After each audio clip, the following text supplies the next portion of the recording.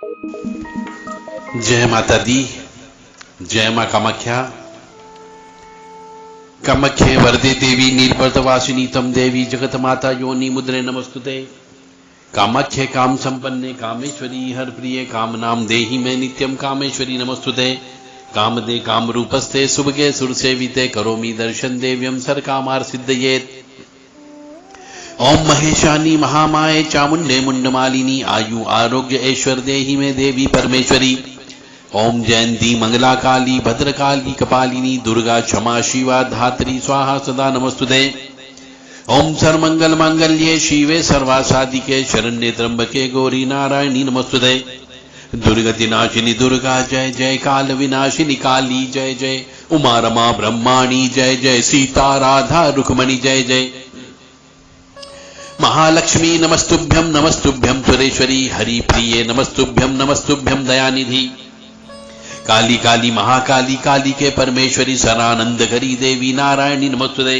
काली काली महाकाली काली के पापनाशिनी खड़ग हस्ते मुंड हस्ते काली काली नमस्तुते।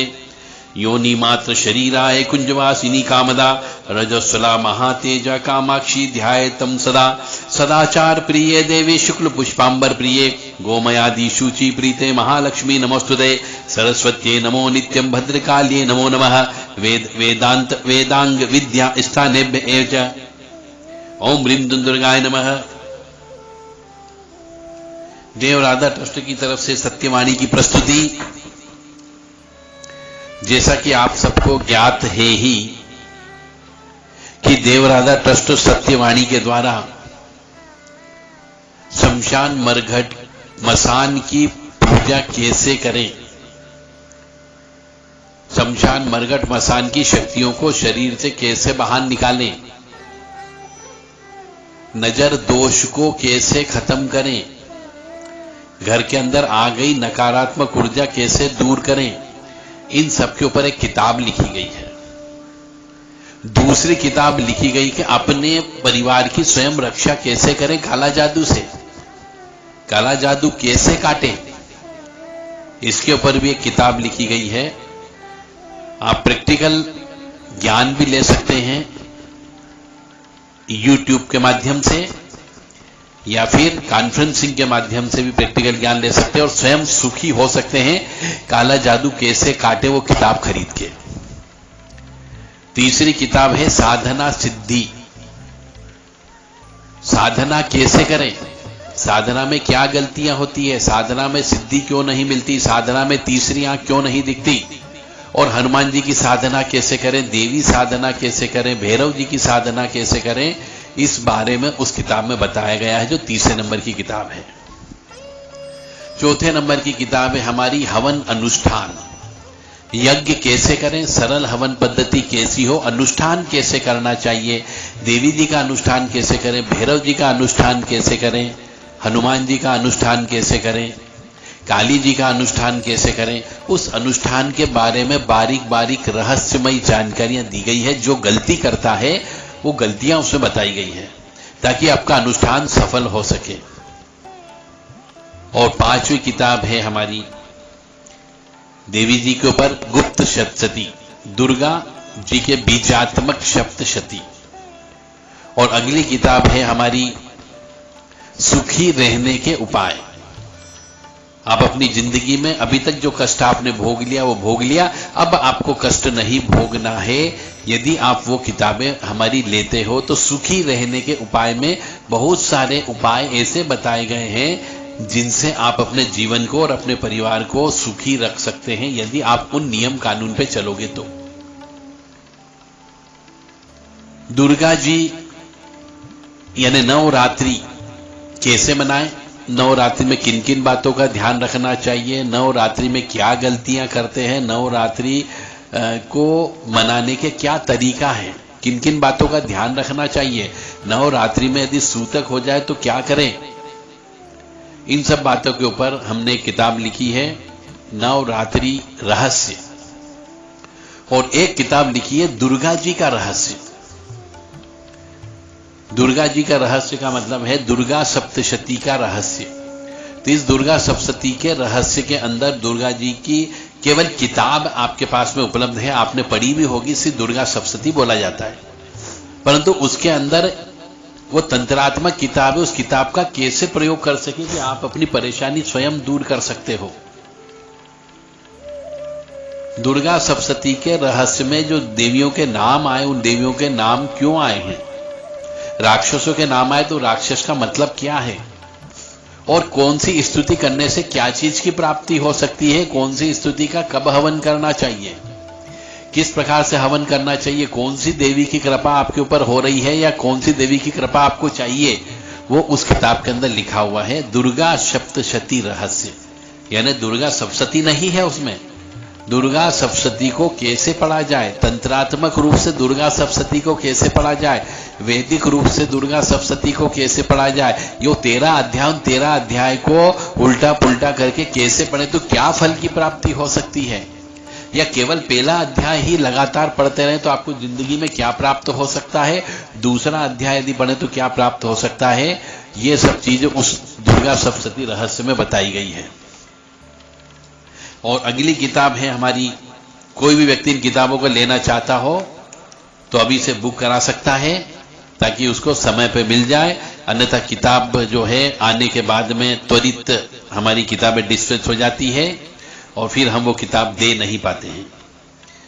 पितृदोष के ऊपर अगली किताब है, इसमें पितृदोष कैसे उत्पन्न होता है, पितृ से संबंध कब तक रहता है, पितृदोष क्या होता है, पितृऋण क्या होता है, पितृदोष जन्म पत्रिका में कैसे पहचाने, पितृदोष होता है तो जीवन में क्या परेशानी आती है, पितृदोष के क्या उपाय हैं, पितृदोष हो तो उससे जीवन में कौन कौन से काम नहीं करना चाहिए, पितृदोष का श्राद्ध कर्म से क्या संबंध है, पितृदोष का अमावस्या से क्या संबंध है, पितृदोष यानी पिछले जन्म के पितरों का या पिता का शाप माना जाता है क्या, और पितृदोष से पूरा परिवार संघर्ष क्यों करता है, और अधोगति वाले पितृ किन्हें कहते हैं, और क्या यह पितृ परेशान करते हैं, और परेशान करते हैं तो किस प्रकार से परेशान करते हैं, मनुष्य शराब क्यों पीता है, परिवार के सदस्य की मृत्यु के बाद में परिवार बर्बाद क्यों हो जाता है,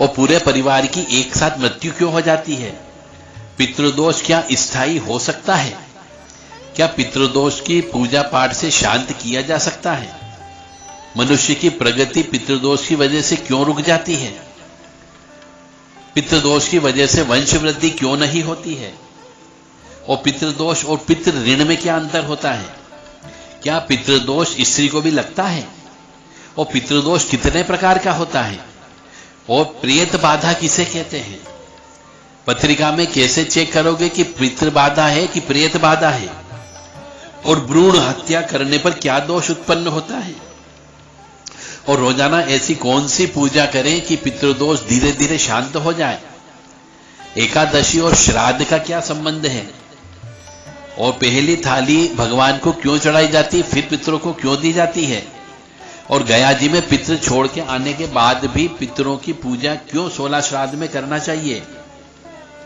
और 16 श्राद्ध का जीवन में क्या महत्व है, और नास्तिक व्यक्ति मर जाता है तो वह उसका हश्र क्या होता है, नौमी श्राद्ध क्या होता है, श्राद्ध पक्ष में क्या करना चाहिए और क्या नहीं करना चाहिए, और सर्व पितृमोक्ष अमावस्या का क्या महत्व है, पितृ की उत्पत्ति कैसे होती है, पितृ से संबंध कब तक रहता है, पितृ हमें परेशान क्यों करते हैं, पितृ को प्रसन्न करने के क्या उपाय हैं, पितृ को मोक्ष कैसे दिलाया जा सकता है, क्या पितृ दोबारा लौट करके आ सकते हैं, पितरों का तर्पण कब करना चाहिए और कहां करना चाहिए, क्या पितृ की पूजा घर में कर सकते हैं, क्या पितृ को घर में स्थापित करना चाहिए, क्या पितृ को बलि या शराब दे सकते हैं, और यदि पितृ प्रसन्न होते हैं तो घर के अंदर खुशहाली क्यों हो जाती है, और यदि पितृ नाराज होते हैं तो घर बर्बाद क्यों हो जाता है,